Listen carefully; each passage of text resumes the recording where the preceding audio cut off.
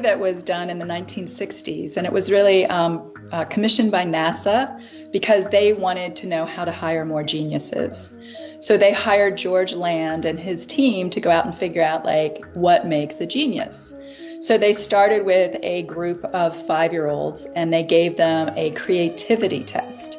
So the way they defined genius was, how do you use your creative imagination to solve problems?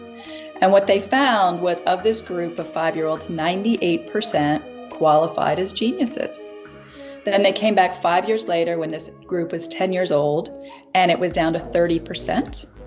5 years later at 15, it was down to 12%. And then I think they just kind of gave up in disgust. But George Land took it further and went out and surveyed adults and found that only 2% of adults. And the thing that's also very interesting is he attributed this to school, 100% to school, that you would take a population, 98% genius, and dumb them down to 2%. And one of his quotes that I love is he said, "Uncreative behavior and thinking is learned."